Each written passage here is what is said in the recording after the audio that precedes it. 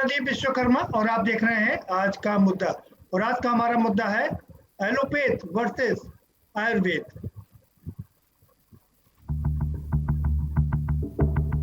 गजब का तमाशा है। एलोपैथी एक ऐसी स्टूपिड और दिवालिया साइंस है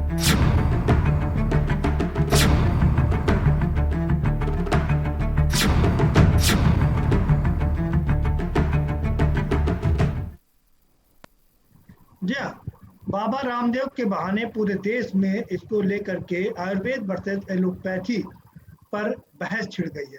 बाबा रामदेव ने बहस शुरू कर दी है कि एलोपैथी अच्छी नहीं है और इसके अगर इतनी ही अच्छी होती तो डॉक्टर बीमार क्यों पड़ते हैं, क्यों नहीं वो अपने आप को ठीक कर लेते हैं। इतना ही नहीं, उन्होंने ये भी आरोप लगा दिया कि अगर एलोपैथी की दवाई इतनी अच्छी है, उसमें सब चीज़ का इलाज है, तो 10,000 डॉक्टरों की मौत कैसे हुई और लाखों लोगों की मौत कैसे हुई, उनको बचाया क्यों नहीं जा सका।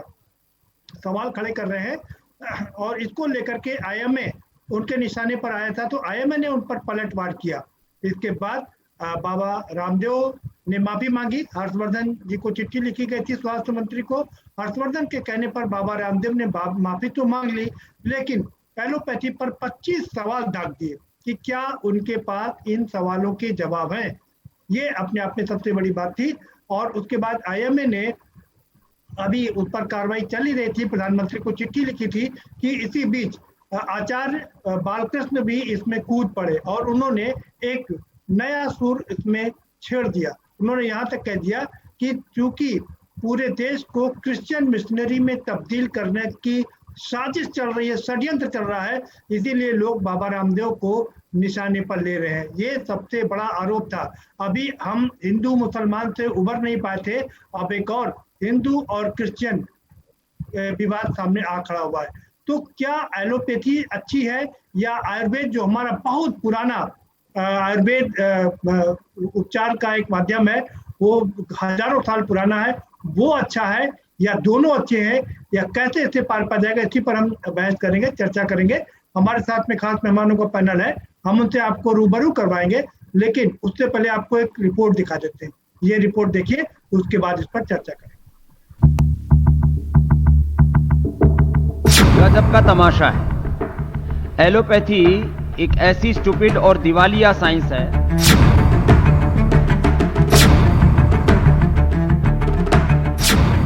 अक्सर विवादों में रहने वाले योग गुरु बाबा रामदेव एक बार फिर सुर्खियों में हैं।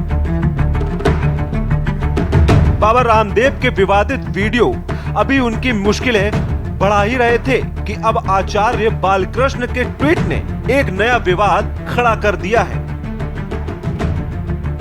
योग गुरु रामदेव और इंडियन मेडिकल एसोसिएशन के बीच चल रहे विवाद में आचार्य बालकृष्ण ने नया मोड़ ला दिया है। उन्होंने एक ट्वीट कर इस पूरे मामले को ईसाई धर्मांतरण के षड्यंत्र से जोड़कर बवाल खड़ा कर दिया है। मंगलवार को बालकृष्ण ने ट्वीट कर लिखा कि सारे देश को ईसाई धर्म में तब्दील करने के षड्यंत्र के तहत बाबा रामदेव को टारगेट किया जा रहा है और योग तथा आयुर्वेद को बदनाम किया जा रहा है। बता दें, इससे पहले बाबा रामदेव के निशाने पर कोरोना वॉरियर्स डॉक्टर आए। बाबा रामदेव ने 3 दिन पहले ये कहकर पूरे देश में बवाल खड़ा कर दिया कि एलोपैथी मूर्खतापूर्ण विज्ञान है। गजब का तमाशा है। एलोपैथी एक ऐसी स्टूपिड और दिवालिया साइंस है। यही नहीं, बाबा रामदेव ने यहाँ तक कह डाला कि एलोपैथी दवाएं लेने के बाद लाखों की संख्या में मरीजों की मौत हो गई है। बहुत बड़ी बात कह रहा हूं, हो सकता है इसके ऊपर कुछ लोग विवाद करें। लाखों लोगों की मौत एलोपैथी की दवा खाने से हुई है। जितने लोगों की मौत हॉस्पिटल न जाने के कारण से हुई है, ऑक्सीजन न मिलने के कारण से हुई है, उससे ज्यादा लोगों की मौत ऑक्सीजन के बावजूद हुई है, दवा एलोपैथी की दवा मिलने के बावजूद हुई है। हालांकि जब बवाल मचा और बात उन पर केस दर्ज करने तक पहुंच गई तो उन्होंने बयान वापस ले लिया, लेकिन फिर बाबा रामदेव ने डॉक्टरों पर तंज कसने वाला वीडियो वायरल हो गया। डर बनना है, डर डर डर डर डर डर डर डर डर बनना है, डर। डॉक्टर के बाद मर गए। कल क्या समाचार है? कितने? 1000 डॉक्टर डबल वैक्सीन लगाने के बाद भी मर गए। अपने आप को ही नहीं बचा पाई, वो कैसी डॉक्टरी? तो मैंने कहा डॉक्टर बनना है तो स्वामी रामदेव जैसा बन, जिसके पास में कोई डिग्री नहीं और सबका डॉक्टर है। इससे पहले विवाद शांत होता आचार्य बालकृष्ण ने एक नया विवाद खड़ा कर दिया है, जिसको लेकर आईएमए और रामदेव के बीच ठन गई है। पूरे मामले में उत्तराखंड आईएमए के प्रदेश सचिव ने पलटवार करते हुए कहा कि बाबा रामदेव की कोरोनिल बिक नहीं पा रही है। इस वजह से बौखलाहट में बाबा रामदेव और आचार्य बालकृष्ण इस तरह के बिना सर पैर के बयान दे रहे हैं। उन्होंने कहा कि इस महामारी के समय ऐसे बयान देने पर बाबा रामदेव और आचार्य बालकृष्ण पर महामारी एक्ट के तहत मुकदमा दर्ज होना चाहिए।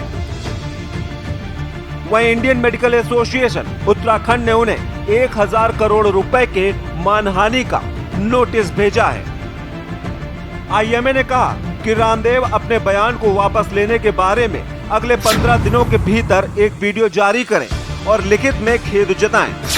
अगर वे ऐसा नहीं करते हैं तो उनसे 1000 करोड़ रुपए की मांग की जाएगी। रामदेव के बाद बालकृष्ण के बयान से नई सियासत गर्मा गई है, जो कहां जाकर थमेगी ये कोई नहीं जानता। स्पेशल डेस्क के न्यूज। नई सियासत गर्मा गई है और अब ये सियासत एक और बड़ा मोड़ ले रही है। आईएमए ने एक चिट्ठी लिख दी है प्रधानमंत्री को और उसमें हस्तक्षेप करने की मांग की है। सीधा रुख करेंगे डॉक्टर रविंद्र पोरवाल जी। हमारे साथ तमाम मेहमान जुड़े हुए, पहले हम उनसे आपका परिचय करा देते हैं। डॉक्टर रविंद्र पोरवाल जी हैं हमारे साथ में, बहुत स्वागत है डॉक्टर रविंद्र पोरवाल जी। आप आयुर्वेद के जो मिनिस्ट्री है उसके सदस्य भी हैं और बहुत बड़े आयुर्वेदाचार्य भी हैं, बहुत स्वागत है आपका। Doctor professor VN Tripathi ji हमारे साथ में जुड़ चुके हैं, डॉक्टर हैं और पूर्व डीजीएमई रहे हैं, बहुत स्वागत है आपका। संजीव कौशिक साहब हमारे साथ में जुड़ गए, राजनीतिक विश्लेषक हैं, आपका भी बहुत स्वागत है। संजय गुप्ता कांग्रेस के नेता हमारे साथ जुड़ गए, आपका स्वागत है संजय गुप्ता जी। और हरीश श्रीवास्तव जी हमारे साथ जुड़ गए हैं, भारतीय जनता पार्टी के मीडिया प्रभारी रहे हैं, बहुत ही वरिष्ठ प्रवक्ता है, आपका भी बहुत स्वागत है हरीश जी। और अजय खन्ना जी हमारे साथ में जुड़ चुके हैं, आईएमए के सचिव हैं, आपका भी बहुत स्वागत है। डॉक्टर अजय खन्ना जी, मैं आपके पास सीधे आना चाहूंगा। आपने कहा है प्रधानमंत्री जी को चिट्ठी लिखी है और कहा कि उसमें हस्तक्षेप करने की मांग की है और साथ साथ में ये भी कहा कि उनको बाबा रामदेव जी को माफी मांगनी चाहिए इसको लेकर के। क्या मांग है अब आपकी? आप अपना ऑडियो खोल लीजिए अजय जी। अब आई आवाज? जी हाँ जी प्रदीप जी, मैं क्रम से शुरू करना चाहूंगा। 4 दिन पहले तक एलोपैथ और आयुर्वेद हाथ से हाथ मिलाकर कोविड मरीजों को इलाज कर रहे थे और ठीक भी हो रहे थे कोविड मरीज। और इसी क्रम में पहली वेव में हमारे डॉक्टर जो थे 153 की जान गई, दूसरी वेव में 452 डॉक्टर शहीद हुए और ऐसे ही आयुर्वेद पद्धति के भी डॉक्टर शहीद हुए होंगे, ऐसे ही हमारे हेल्थ वर्कर भी शहीद होंगे। सबने शहादत दी और उसमें हमने 22 करोड़ कोविड पेशेंट इस समय तक बचाए हैं। हाँ जी, इस सब को देखते हुए मेरे ख्याल से ये अनर्गल बयान स्वामी रामदेव को देना नहीं चाहिए था। फिर उन्होंने बयान पे बयान दिया, हर्षवर्धन जी के हस्तक्षेप के बाद उन्होंने बयान वापस लिया। अगले दिन फिर वो डॉक्टर वाला बयान दिया कि 1000 doctor double dose of Covid vaccination से मर गए। मतलब ये उन्होंने बताने लगा पब्लिक को कि कोविड वैक्सीनेशन की कोई क्षमता ही नहीं है कोविड के खिलाफ। फिर काफी दिनों से एक इलेक्ट्रॉनिक चैनल में एक ऐड आ रहा है, उस ऐड में ये कहा जा रहा है कि कोविड वैक्सीनेशन के साइड इफेक्ट के लिए कोरोनिल दो। उन्होंने अपना स्टांस बदला उसमें, क्योंकि कोविड वैक्सीनेशन तो 140 करोड़ लोगों को दिया जाएगा, तो सोचो 140 करोड़ लोगों को कोविड वैक्सीनेशन के साइड इफेक्ट होंगे, उन्होंने ये कहा है पब्लिक को। और उसके लिए कोरोनिल ड्रग ऑफ चॉइस बताई उन्होंने। उस चैनल में हर घंटे ये ऐड चलता है। तो ये दूसरा है कारण जिसकी वजह से उनपे एपिडेमिक एक्ट लगना चाहिए। वो मोदी जी हमारे ऑनरेबल प्राइम मिनिस्टर जो है वो दिन रात कोशिश कर रहे हैं कि कोविड को रोका जाए। दिन रात वो यहाँ के जिलाधिकारियों से बात कर रहे हैं, दिन रात चीफ मिनिस्टर से बात कर रहे हैं, वो चाहते हैं कि कोविड रुके, वो चाहते हैं कोविड वैक्सीनेशन सब लें, क्योंकि ये प्रूव हो चुका है हमारे यूरोपियन, अमेरिकन, कैनेडियन वर्ल्ड में कि कोविड वैक्सीनेशन ही एक तोड़ है इसका। हमारी इकोनॉमी इंप्रूव करने का भी तोड़ है, वैसे भी ठीक है अजय जी, आपकी बात हो गई। तमाम और मेहमान हमारे साथ जुड़े हुए हैं और हम सभी से अनुरोध करेंगे वो अपना ऑडियो खोल ले। ज्यादातर लोगों के ऑडियो बंद है और हम रुक करेंगे डॉक्टर रविंद्र पोरवाल जी का। डॉक्टर रविंद्र पोरवाल जी, आप अपना ऑडियो खोल लीजिए और बताइए कि बाबा रामदेव कह रहे हैं कि एलोपैथ अगर इतना अच्छा होता तो डॉक्टरों की मौत ना होती।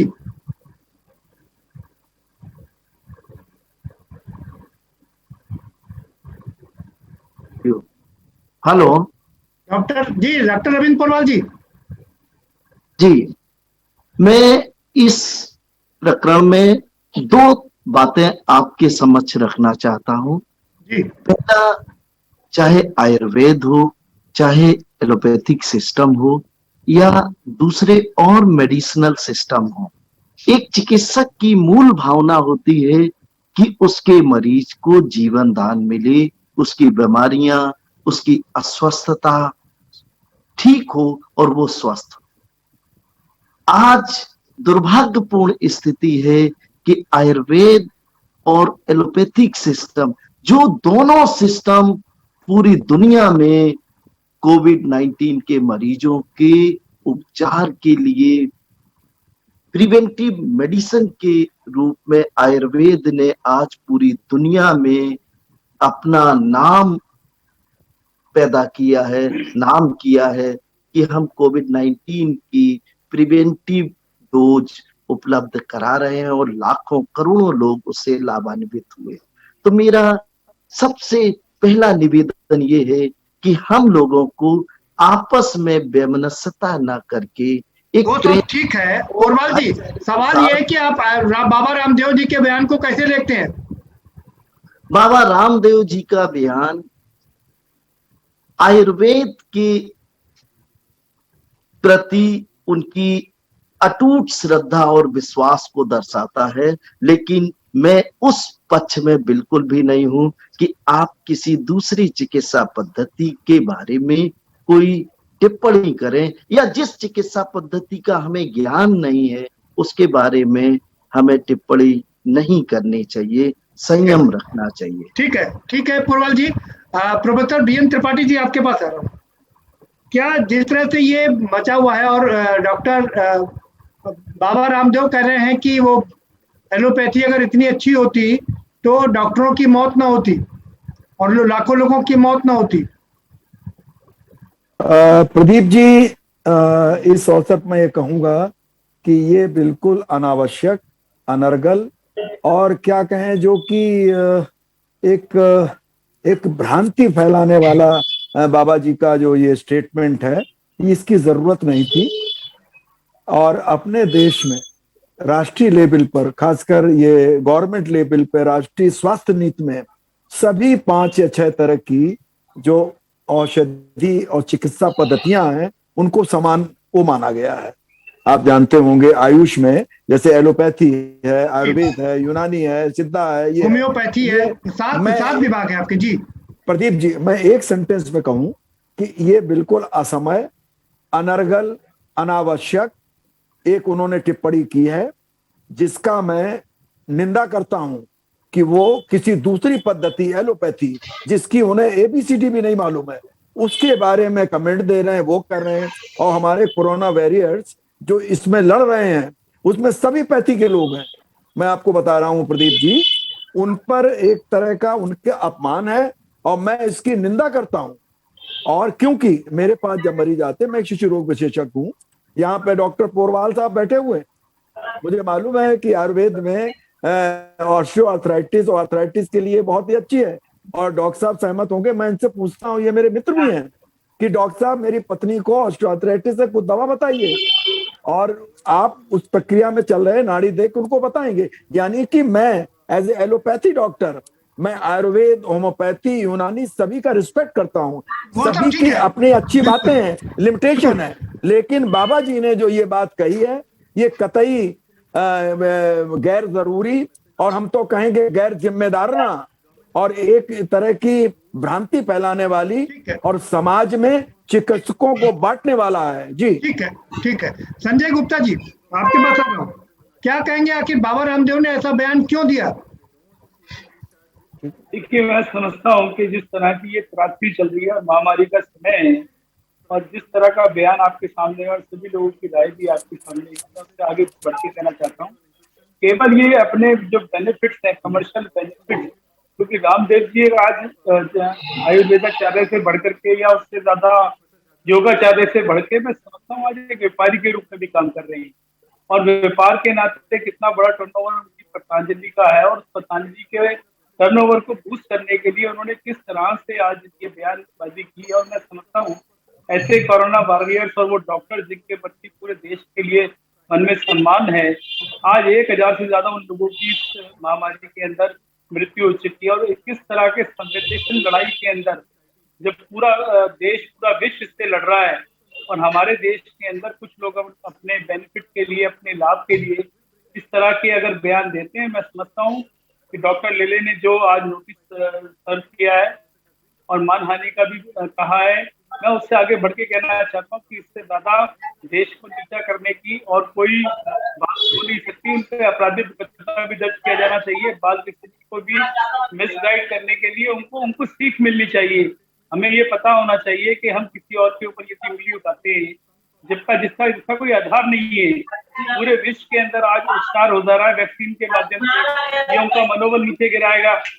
तो मैं समझता हूँ ऐसे लोगों को समुचित इसके अंदर आपराधिक कार्रवाई भी होनी चाहिए, इसके खिलाफ सख्त से सख्त एक्शन हो, जिससे कि इस तरह की भ्रांतियां ना फैले। आज समय है एक साथ इकट्ठा होकर के सभी, आपने कहा 7 तरह के हमारे उपचार के माध्यम है और विधियां हैं, हरीश जी का इकट्ठा होना चाहिए।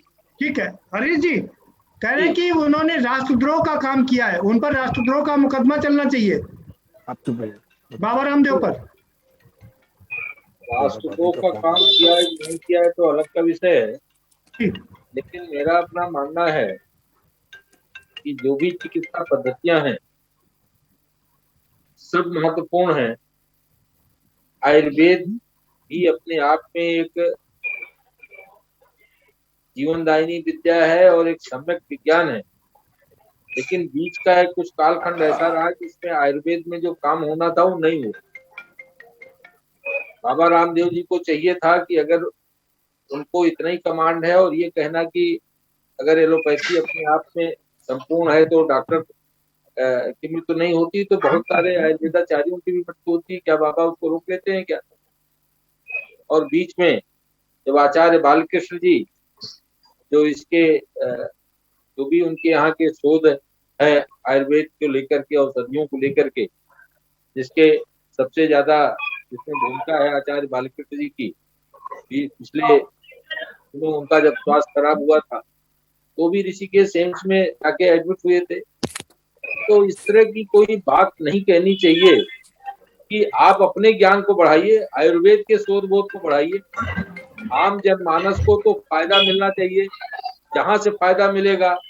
आप देखते हैं हमारा समाज तो ऐसा है कि किसी ने बताया कि कोई एक महात्मा है, वो पानी दे रहे हैं और पानी उससे पीने से लोग ठीक हो रहे हैं और उस कंड में नहाने से ठीक हो रहे हैं, तो वहां हजारों लोग पहुंचने लगते हैं। वास्तविकता यह है कि न तो एलोपैथी की चिकित्सा पद्धति अपने आप में संपूर्ण है, न आयुर्वेद। सबको ये तो एक सतत ज्ञान की प्रक्रिया है, सतत शोध की प्रक्रिया है। सब बाबा रामदेव जी को चाहिए कि दूसरी पद्धतियों पर टिप्पणी करने के बजाय अगर वो आयुर्वेद के शोध बोध को और बढ़ाएं, उस ज्ञान को एक सम्यक और दिशा दें कि बहुत सारी जो तरह के रोग व्याधियां आ रही लोगों के पास, अगर उनका भी कोई निदान आयुर्वेद में हो तो लोग क्यों भटकें? अस्पताल में कोई भर्ती नहीं होना चाहता, कोई एडमिट नहीं होना चाहता, कोई ऑपरेशन। बिल्कुल ठीक है जी, आपने बिल्कुल साफ तौर पर कह दिया कि बाबा रामदेव अगर इतने ही परिपक्व है तो उनको अपने आयुर्वेद को इतना बढ़ाना चाहिए कि किसी दूसरी चीज की जरूरत न होती। संजय गुप्ता जी, आपके बताऊंगा, संजय कौशिक जी हमारे साथ में जुड़े हुए हैं। संजय कौशिक जी, आपने सारे लोगों को सुना, क्या कहेंगे आप? आखिर बाबा रामदेव ऐसा क्यों कर रहे हैं? प्रदीप जी, बाबा रामदेव के पिछले 2-3 दिनों के जो स्टेटमेंट आ रहे हैं और जिस पे हम लोग चर्चा करने बैठते हैं, उसको समझने के लिए बाबा रामदेव की राजनीतिक पृष्ठभूमि को पहले समझना होगा। हमें याद होगा कि भारतीय जनता पार्टी जब 2014 से पहले सत्ता में नहीं थी और बाबा रामदेव उस समय वित्त विभाग के बहुत बड़े जानकार होकर के रामलीला मैदान में काले धन के उपवास करने बैठे थे।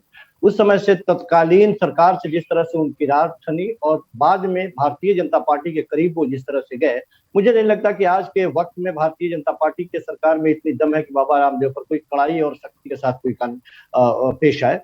रामदेव के साथ मैं एकदम बिल्कुल क्लियर मैं कह रहा हूँ। दूसरी बात, ऐसी बातें क्यों आ रही है? क्या इस तरह की बातों से भारतीय जनता पार्टी को अभी इस वक्त में, जिस पैंडेमिक में हम गुजर रहे हैं, जिस वक्त चारों तरफ से चौतरफा चाहे वो विपक्षी पार्टियां हो या देश की जनता हो, लगातार सरकार के ऊपर प्रश्न खड़ा कर रही है, क्या ये बात या ये सवाल भारतीय जनता पार्टी के लिए बेहतर समय मुहैया करा रहा है? उसको कहीं से कुछ बड़ी मिलता हुआ दिखाई दे रहा है या वाकई उनकी समस्याएं और खड़ी होती दिखाई दे रही है? मुझे लगता है कि इस तरह की बातों से भारतीय जनता पार्टी जो बड़ी मुश्किल में है उसकी मुश्किल आसान होती हुई दिखाई दे रही है। हम किसी और बात पे चर्चा कर रहे हैं, जबकि हमें चर्चा किसी और बात पे करनी चाहिए थी।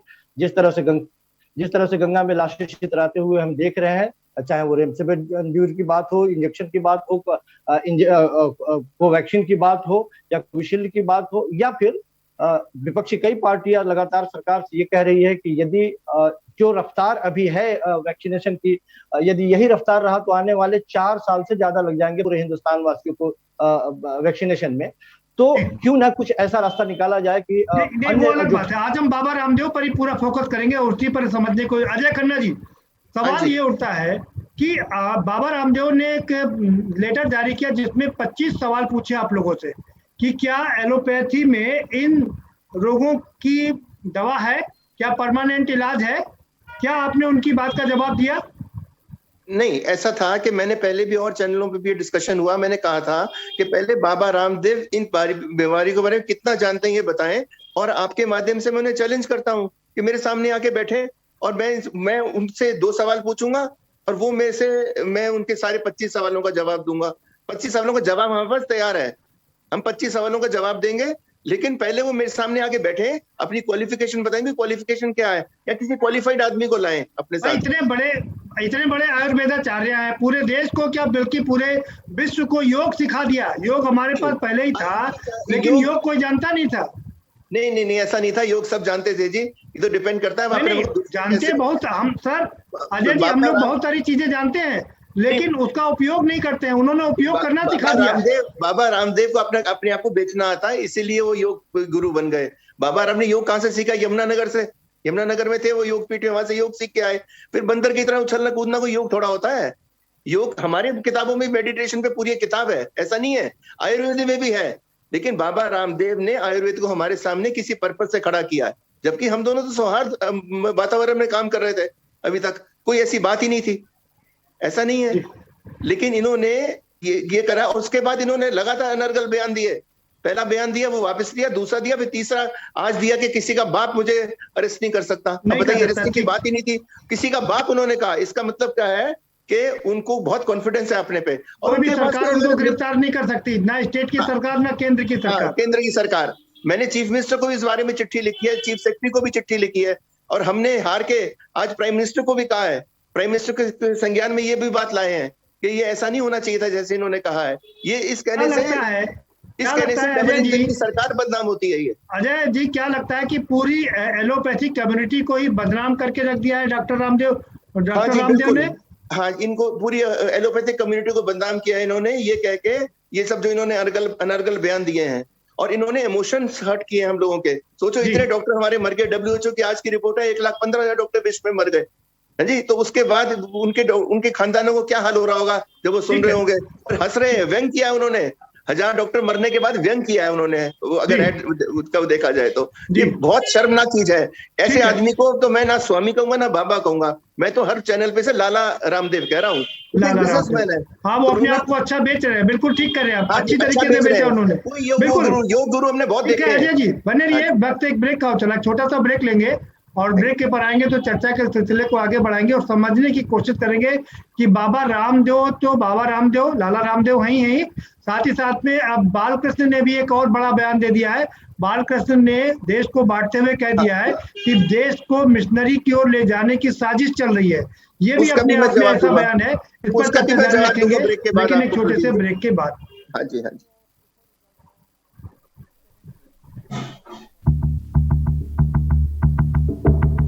गजब का तमाशा है। एलोपैथी एक ऐसी स्टूपिड और दिवालिया साइंस है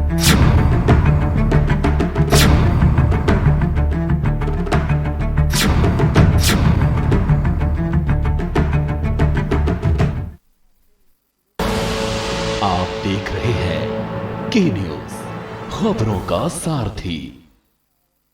जुबान के लिए उड़ चला गैरों की जमीन पर, खुशबू अपने पन की ढूंढता। दूर कितना भी जा, इस जुबान से दूर ना जा पाओगे। विमल, बोलो जुबान केसरी। और खुशबू में झूम के भाई लेके आए गोल्डी मसाले। गोल्डी मसाले, खुशबू और स्वाद ऐसा तो रिश्तों में गुस्सा कैसा।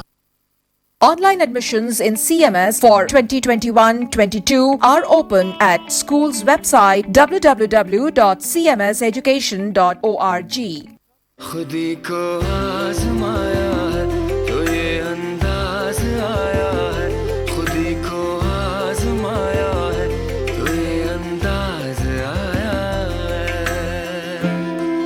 तुम में भी मैं हूं, शुद्ध प्लस पान मसाला।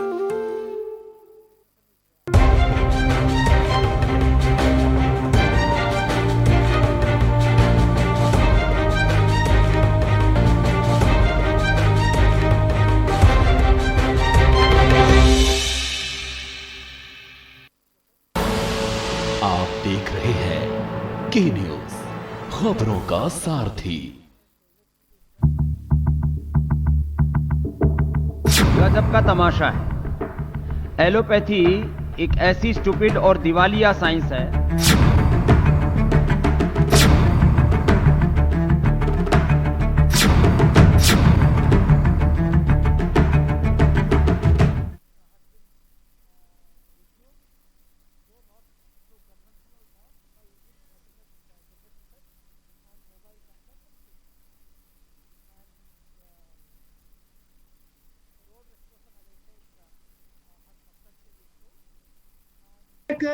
सदस्य भी है। आपको नहीं लगता कि जिस तरह से वो देश को बांटने की कोशिश कर रहे हैं और एलोपैथ को बदनाम करने की कोशिश कर रहे हैं, आपकी तरफ से कोई बड़ा एक्शन भी लिया, आयुर्वेद की तरफ से भी बड़ा एक्शन लिया जाना चाहिए? बाबा रामदेव का जो स्टेटमेंट है मैं उसका समर्थन नहीं करता हूँ, क्योंकि आयुर्वेदिक जो चिकित्सा पद्धति है ये वास्तव में एक जीवन जीने की पद्धति है और ये आपस में प्रेम और भाईचारे। पोरवाल साहब, आपने ये बात पहले ही कह दी, हम लोग ने समझ ली। आप सीधा उन पर एक्शन की बात करते हैं। आपको नहीं लगता उन पर कोई बड़ा एक्शन लिया जाना चाहिए? उन्होंने देश को बदनाम किया है, मैं यहाँ पर ये कहना चाहता हूँ, किसी भी एक व्यक्ति के कोई टिप्पणी से देश में इतनी खलबल नहीं मचनी चाहिए। मैं अपने वो एक व्यक्ति नहीं है, वो एक संस्था है पूरी और विश्वविख्यात आदमी। उन्होंने योग को विश्वविख्यात किया है, योग दिवस मनवाया है, अंतर्राष्ट्रीय योग दिवस बनवाने में उनका बड़ा योगदान है। मैं आपकी बात से सहमत हूँ। आज जो आयुर्वेद की पुनर्स्थापना हुई है इसमें एलोपैथिक डॉक्टर्स का, रिसर्चर्स का बहुत बड़ा योगदान है। तो मैं सबसे पहले ये कहना चाहता हूं, इसमें कोई शक नहीं है।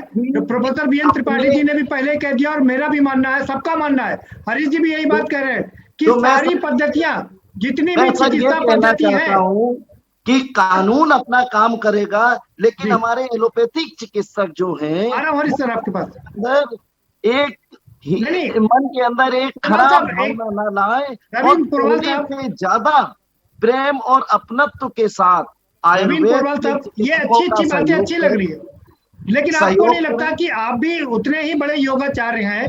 बाबा रामदेव से कम योगाचार्य आप नहीं है। आपको नहीं लगता कि आपको खुद भी एक बड़ा एक आंदोलन चलाना चाहिए उनके खिलाफ, क्योंकि उन्होंने आयुर्वेदाचार्य को बदनाम किया? हम लोग इस विषय पर गहन चिंतन कर रहे हैं और ऐसी पुनरावृत्ति भविष्य में ना हो, ऐसा प्रयास निश्चित रूप से कर रहे हैं और करेंगे। हम साहब वो लगातार बयान अपने दे रहे हैं, एक दिन नहीं, लगातार बयान दे रहे हैं। अब तो ये भी कह दिया बालकृष्ण ने कि चूंकि देश को मिशनरी की ओर ले जाने का षड्यंत्र चल रहा है, यानी अभी हिंदू मुस्लिम बुरे नहीं थे और अब हिंदू और ईसाई हो गया है। हमें देश के संविधान को मानते हुए देश के कानून व्यवस्था के अनुसार अपनी बात कहनी चाहिए। अगर कोई भी व्यक्ति देश के कानून के खिलाफ बात करते हैं तो देश का कानून उचित कार्रवाई करेगा। मैं अपने आईएमए के जो पदाधिकारी हैं उनसे ये कहता हूँ, मेरा एक सवाल और है आपसे, मेरा एक सवाल करना चाहता हूँ सर। मेरा एक सवाल और है आपसे, क्या बाबा रामदेव पर राष्ट्रद्रोह का मुकदमा चलना चाहिए कि नहीं? मैं कानून का जानकार नहीं हूँ, मैं आयुर्वेद का विद्यार्थी हूँ, योग का विद्यार्थी हूँ, उतनी बात कह सकता हूँ। कानून का उल्लंघन करने पर कानून उचित सजा देता है, ये भारत का संविधान है। ठीक है हरीश सर, आप कुछ कहना चाह रहे थे? मैं एक मिनट अपनी बात कहना चाहता हूँ। जी पोरवाल साहब बात पूरी कर लीजिए अपनी। एक मिनट, मैं अपने एलोपैथिक चिकित्सकों से एक निवेदन करना चाहता हूं कि बड़ा दिल रख के, क्योंकि आज जो आयुर्वेद की पुनर्स्थापना हुई है वो आपकी सहयोग से ही हुई है, तो बड़ा दिल रख के इस छोटी सी बात को छोड़ के हम सब लोग मिल के देश को आगे बढ़ाएं, मरीजों की सेवा करें और आयुर्वेद की पुनर्स्थापना में हमारी मदद करें। ठीक है। हाँ हरीश सर, देखिए मैं 3-4 बातें रखना चाहता हूँ जी। मैं चिकित्सा विज्ञानी नहीं हूँ, बावजूद इसके जो मेरा इन सब विषयों पे अध्ययन है उसके अनुरूप में एक तो मैं डॉक्टर पोरवाल साहब की इस बात से सहमत नहीं हूँ कि एलोपैथी या मॉडर्न मेडिसिन की वजह से आयुर्वेद की पुनर्स्थापना हो। आयुर्वेद दिव्य विद्या है और आयुर्वेद के लिए ये एस्टेब्लिश्ड नाम्स हैं कि जो ज्योतिष का जानकार होगा और साधक होगा वो इस विद्या पे, ये केवल किताबी पुस्तकीय अध्ययन के आधार पर ये विद्या ये ज्ञान नहीं है। बहुत सारे वैद्यों को मैं जानता हूँ जो आवाज करी आप बोलिए कुछ और उस आवाज से आपको पूरी लिख करके दे देते थे कि आपको क्या क्या तकलीफ। कुछ आपसे सवाल पूछना चाह रहे हैं? हाँ पुरवाल साहब। नहीं, पहले मैं अपनी बात कह दूं उसके बाद सवाल का जवाब दूं जी। और दूसरी बात ये कि देखिए आईएमए के डॉक्टर हों, मॉडर्न मेडिसिन के डॉक्टर हों, तमाम जो मरीज जो अस्पतालों में अपने पेशेंट का इलाज, अपने घर परिवार के लोगों के इलाज कराने जाते हैं, वो भी बहुत सारे सवाल पूछते हैं। तमाम बार अनेक तरह की समस्याएं खड़ी होती हैं और मॉडर्न मेडिसिन में भी ये सब ठीक है सर, समय कम है, समय निकल जाएगा जी। लेकिन क्या उनसे उनकी इंसल्ट हो जाती है, उनका अपमान हो जाता है? ये बात कह देना एक व्यक्ति नहीं है हरीश सर, कोई भी बाबा रामदेव एक व्यक्ति नहीं है। मैं फिर कह रहा हूँ, बाबा रामदेव एक बहुत बड़ी संस्था है और आज देश के बहुत बड़े उद्योगपतियों में से एक है। नहीं, वो उद्योगपति होंगे अलग हैं, लेकिन है तो एक व्यक्ति ही जी। अगर वो कोई सवाल खड़े कर रहे हैं, उनकी बात की वैल्यू, उनकी बात का वजन होता है। नहीं देखिए प्रदीप जी मेरा ये मानना है कि इस देश में आप किसी सवाल खड़े कर सकते हैं, अगर लोग देना चाहते हैं तो उसका जवाब दें, नहीं देना चाहते हैं इग्नोर करें। लेकिन ये कहना बता दीजिए सर, ये हरीश सर ये बता दीजिए, ये सवाल ये है कि क्या बाबा बालकृष्ण ने कहा कि हम देश को मिशनरी की ओर ले जाना चाह रहे, षड्यंत्र चल रहा है? अरे इस देश में कौन कौन क्या कह रहा है, उसुद्दीन अवैसी क्या कहते हैं, कौन कौन क्या कहता है, आप तो वरिष्ठ पत्रकार है, सबके स्टेटमेंट देखते रहते हैं। बालकृष्ण ने क्या कहा, किसी ने क्या कहा, वो सब इशू नहीं है। इशू जो आज ये बाबा रामदेव और इसको उन पर कार्रवाई होनी चाहिए कि नहीं हरीश सर? बाबा रामदेव और बालकृष्ण पर कार्रवाई होनी चाहिए कि नहीं? नहीं, अगर आईएमए के लोग ये समझते हैं कि उन्होंने मॉडर्न मेडिसिन का अपमान किया है वो उनके ऊपर मुकदमा दर्ज करें, कानून विहित जो कानून में प्राविधान होंगे उसके अनुसार उसकी कार्रवाई होगी। हम लेकिन बाबा रामदेव तो सीधा चैलेंज ही कर रहे हैं हरीश जी, वो कह रहे हैं कि ना केंद्र की सरकार ना राज्य की सरकार किसी की हिम्मत नहीं मुझे गिरफ्तार कर सके। वो उनका विषय है। इस तरह के बहुत सारे लोग बहुत सारी बातें कहते रहते हैं, आए दिन कहते रहते हैं, इन बातों का कोई अर्थ नहीं होता। अर्थ जो इस तरह की बात कहता है इसका मतलब वो सबसे कमजोर व्यक्ति, वो अगर इस तरह की कोई बात कह रहा है, उन पर कार्रवाई तो नहीं हो रही ना सर, तो इसके मतलब वो सबसे कमजोर, इतने कमजोर नहीं है। प्रधानमंत्री के मित्र कहे जाते हैं, वो अपने आप को प्रधानमंत्री का मित्र बताते हैं। वो आए दिन ये बहुत बड़ा देश है, बहुत सारे लोगों के मित्र हैं, बहुत सारे लोग दूसरों के मित्र हैं।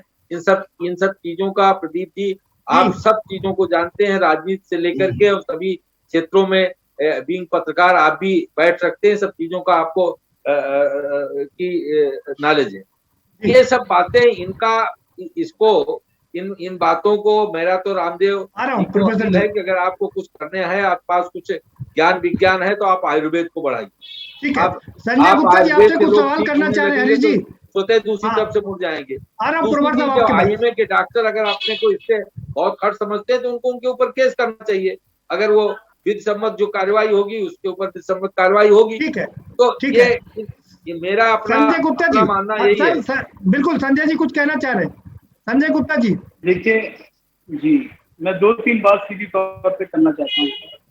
जैसे हमारे आदरणीय रविंद्र पोरवाल जी डॉक्टर साहब बैठे हैं, तो जरूर उन्होंने अगर कहीं प्रैक्टिस करें तो उनके पास डिग्री होगी। तो मैं सबसे पहले जानकारी, क्योंकि देश की सत्तारूढ़ पार्टी की तरफ से प्रतिनिधि हरीश जी बैठे हैं, मैं जानना चाहता हूँ सर कि उनकी बाबा रामदेव जी की या डॉक्टर रामदेव जी की क्या डिग्री है, क्या उनके पास उन्होंने कोई कोर्स किया है, उनके पास सर्टिफाइड डिग्री को। संजय गुप्ता जी उनकी डिग्री को लेकर के तमाम सवाल पहले ही खड़े हो चुके हैं और उनको बढ़ावा मिला जब आपकी सरकार थी, तभी वो लाला रामदेव बने थे। अगर आप मुझे परमिशन दे दीजिए तो अपनी बात पूरी करती हूँ। आज आपने पूछा है ना, आपका प्रश्न ये था कि उनको उनके खिलाफ कार्रवाई हो या ना हो। अब मैं बैठा हूँ संजय गुप्ता, मैं प्रेस्क्राइब कर दूं यहाँ से बैठ करके फला दवाई आप दीजिए, कोरोना भाग जाएगा, और उससे अगर भ्रांति फैलती है तो मैंने राजद्रोह किया कि नहीं किया, मेरे खिलाफ एक्शन होगा कि नहीं होगा। तो इस देश में बाबा रामदेव के खिलाफ एक्शन क्यों नहीं हो सकता है, पहली चीज। दूसरी बात मैं पूछना चाहता हूँ आपसे कि जो दवाई है ये कोरोनिल, ये पोरवाल साहब से मेरा प्रश्न है और ये हरीश जी से भी है, जरा बता दें कि ये कोरोनिल जो दवाई है जिसकी बातें की जा रही हैं और जिसका प्रचार किया जा रहा है, क्या ये सर्टिफाइड है?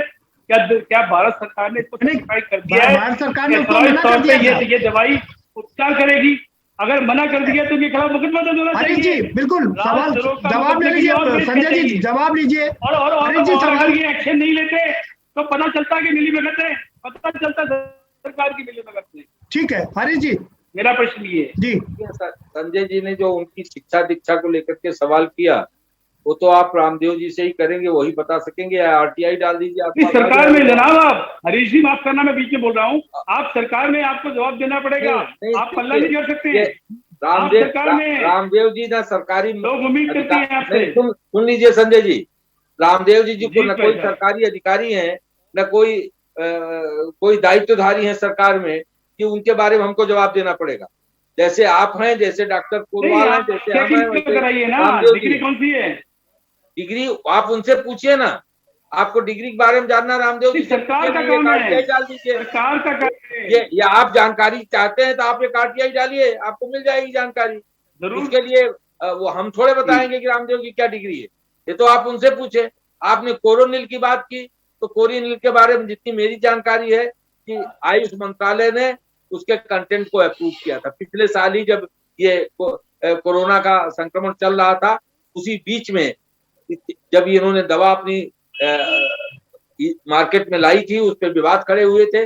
बाद में 2-3 महीने बाद आयुष मंत्रालय ने उसकी जांच करके, उसके कंटेंट की जांच करके उसको अप्रूव किया। लेकिन हरीश जी सवाल ये है कि कोरोनिल की को तो पहले अप्रूव किया, बाद में उसको उस पर डिसएग्री कर दिया गया, और उसके बाद भी डॉक्टर हर्षवर्धन जो स्वास्थ्य मंत्री है वो बेचते हुए नजर आए, तो ऐसे में लोगों का विश्वास तो जगेगा ना।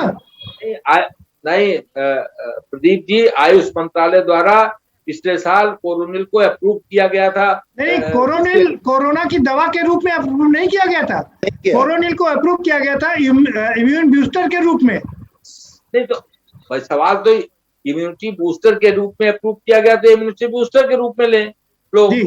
कोरोना को लेकर के इम्यूनिटी की बात तो की जा रही है आज पूरी दुनिया में कि जिसकी इम्यूनिटी कमजोर है उसको ये वायरस खाया जा रहा है। जी आपके पास आता हूँ जी, प्रोफेसर वीएन त्रिपाठी साहब बहुत देर से कुछ कहना चाह रहे हैं। जी जी जी देखिए प्रदीप जी, सबसे बड़ी बात है कि जो व्यक्ति फ्री योग सिखाने से शुरू करता है, फिर पेड योग सिखाता है, इसके बाद कुछ दवाओं का निर्माण करता है, इसके बाद पानी से लेकर आटा नमक तक करता है, तो मैं तो ये कहूंगी कि ये आयुर्वेद चार है, वैद्य है, क्या है, मुझे तो यही नहीं पता।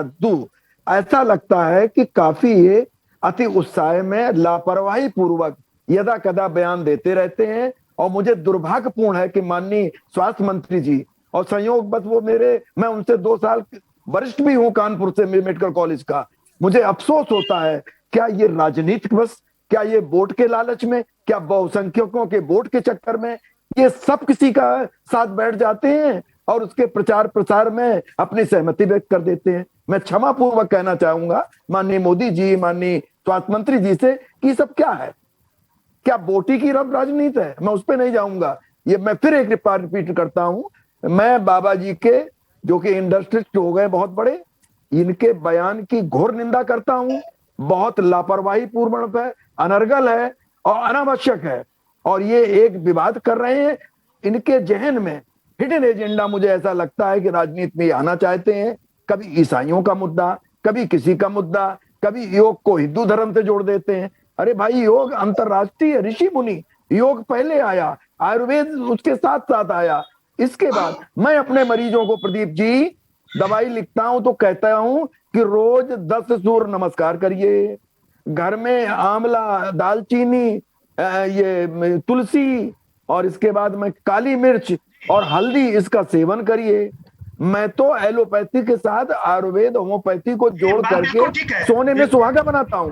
किसी तरह से पोरवाल जी का स्टेटमेंट जो था वो मेरा भी है, हमारे मरीज को लाभ हो, उसको आराम मिले, ये तो सबकी इच्छा रहती है सर। ठीक है प्रोफेसर वीएन त्रिपाठी साहब, यानी कि एलोपैथी का एक सिद्धांत, एक बार अंतिम 3 शब्द, एटलीस्ट डू नॉट हार्म। ये पोरवाल जी होंगे, एलोपैथी में सबसे पहले हमारे चरक ने, हिपोक्रेट ने कहा था, ये लैटिन वर्ड है, एटलीस्ट डू नॉट हार्म, मतलब मरीज का अहित ना हो, नुकसान ना हो, कैसे भी ठीक हो, हमें ठीक करना है, यही पर्पज एक चिकित्सक का। जी ठीक है। आप संजीव कौशिक जी, आपके पास आ रहा हूँ। सवाल ये है कि जिस तरह से अब हिंदू मुस्लिम को छोड़ के हिंदू और मिशनरी का वो भेद किया जा रहा है कि कह रहे षड्यंत्र कर रहे हैं सारे डॉक्टर मिल करके देश को मिशनरी की ओर ले जा रहे हैं, कैसे देखते हैं आप इस बयान को? जी आपके पास। प्रदीप जी, यदि साफ लहजे में कहा जाए तो बाबा रामदेव ने जो स्टेटमेंट दिया है निश्चित तौर पे वो अक्षम्य है, उनको इसके लिए माफी मांगनी चाहिए। नहीं तो सरकार को एक कदम आगे बढ़कर के उनके ऊपर कार्रवाई करनी चाहिए। लेकिन सवाल ये है कि जिस कोरोनिल को बगल में रख करके देश के स्वास्थ्य मंत्री खड़े हो जाते हैं, उनके साथ खड़े होते हैं, क्या इतना संभव है कि उनके ऊपर कोई कार्रवाई की जाए? तब और जब बाबा रामदेव चढ़ के जिस तरह के स्टेटमेंट दे रहे हैं, वो निश्चित तौर पे भारतीय चिकित्सा व्यवस्था के समकक्ष अपने चिकित्सीय प्रणाली को वो स्थापित करने की कोशिश ही नहीं कर रहे हैं, अपितु सामने वाले को गलत ठहराने का प्रयास कर रहे हैं और उपहास भी उड़ा रहे हैं। दूसरी बात, ये जो सवाल आपने किया, जो ईसाईकरण की तरफ वो इशारा कर रहे हैं, निश्चित तौर पे बाबा रामदेव भारतीय जनता पार्टी के लिए, चाहे राष्ट्रवाद की बात हो या धर्म की बात हो, वो खाद पानी उसमें राजनीतिक तौर पर एक मुहैया कराते रहे हैं और वो बहुत बड़ी भूमिका उनकी रही है। हमें ये भी जानकारी है, आपको भी शायद जानकारी होगी कि वो एक तरह से राजनीतिक पार्टी के निर्माण की तरफ उन्होंने कदम भी बढ़ा दिया था, लेकिन किन परिस्थितियों में वो भारतीय जनता पार्टी के करीब गए। हमारा मानना यह है कि भारतीय जनता पार्टी के लिए अभी भी एक तरह से वो खाद पानी, फिर मैं पहले बार में भी मैंने यही करने का प्रयास किया कि अभी के वक्त में इस तरह के विवाद में बाबा रामदेव का डंके की चोट पे खड़ा हो जाना भारतीय जनता पार्टी के उन मुश्किलों को और आसान करना होगा। हम इस पे चर्चा कर रहे हैं, इस पे चर्चा।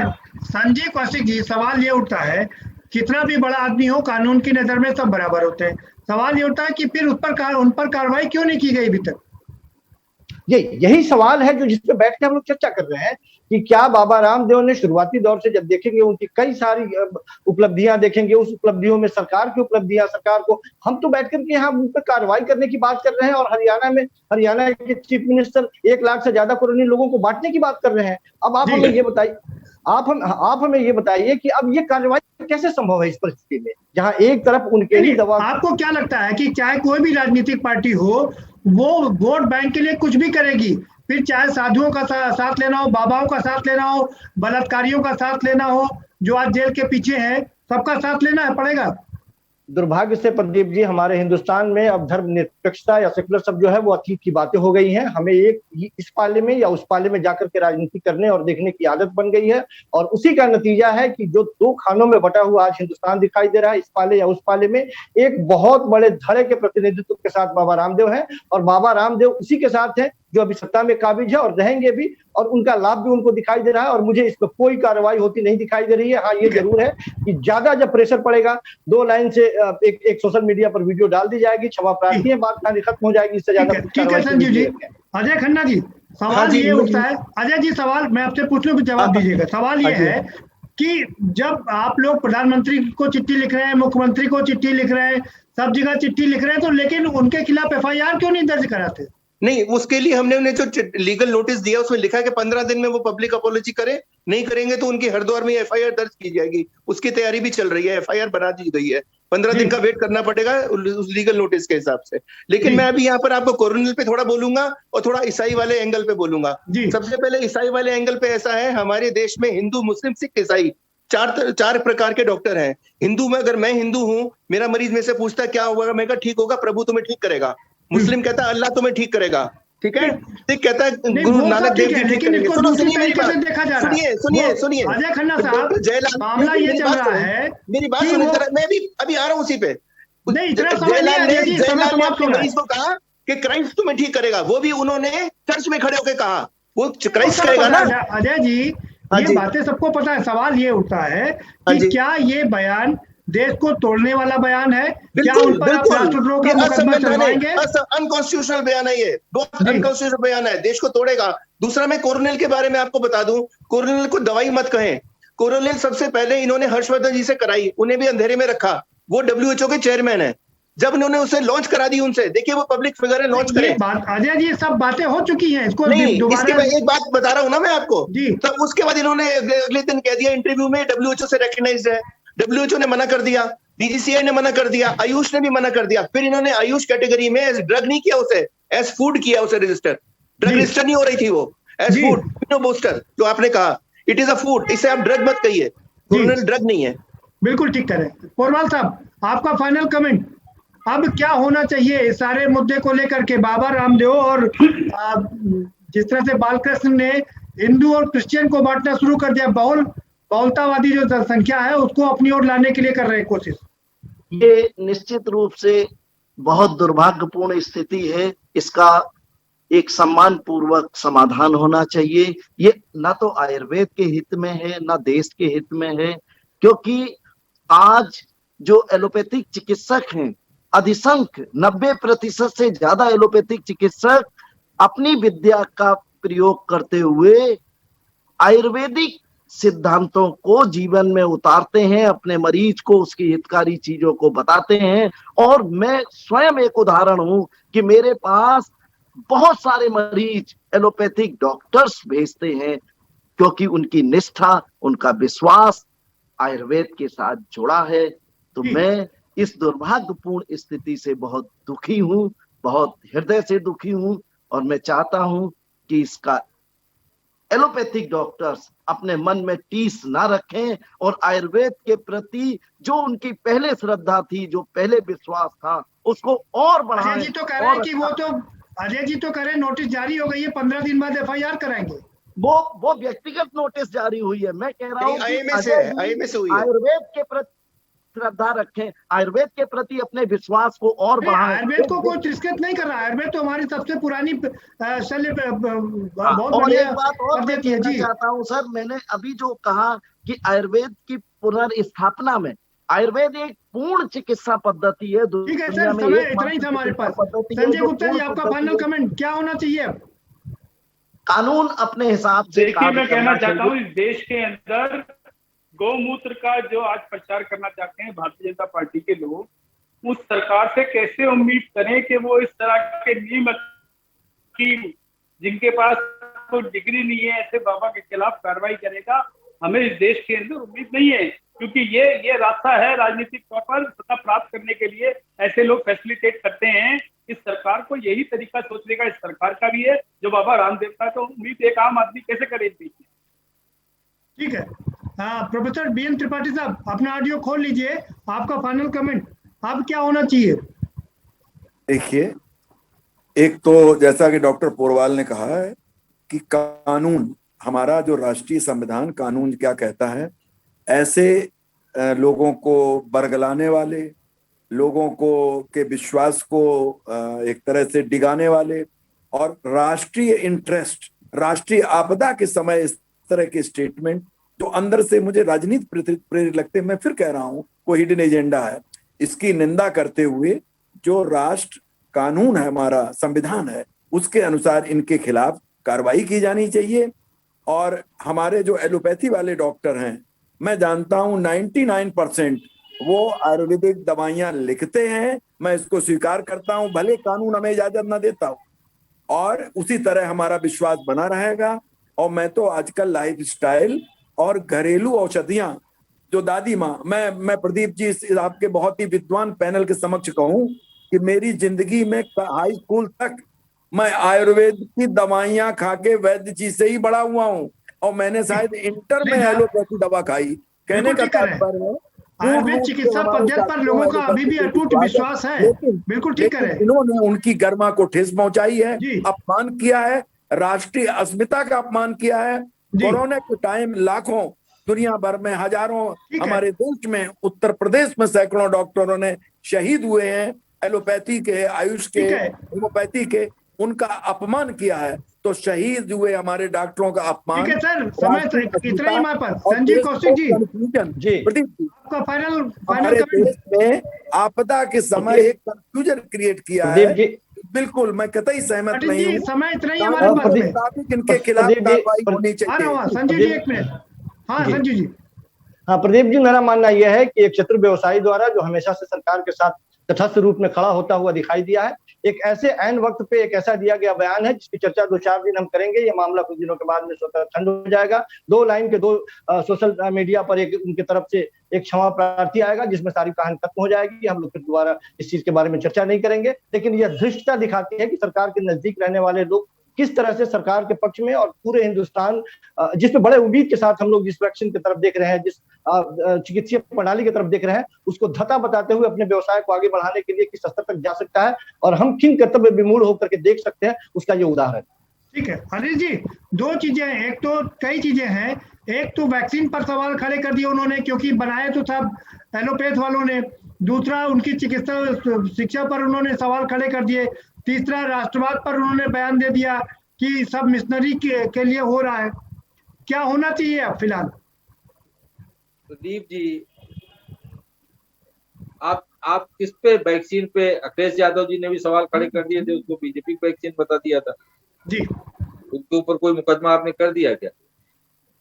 और अनेक इस तरह के लोग हैं जो लोग उनको भाजपा और सरकार से जोड़ के देख रहे हैं, कहीं कहीं उनका दृष्टि दोष है। मुझे तो ऐसा लगता है कि आईएमयू की डॉक्टर अगर उससे अपने को आहत और महसूस कर रहे हैं तो उनके निश्चित रूप से उनको कानूनी कार्रवाई करनी चाहिए।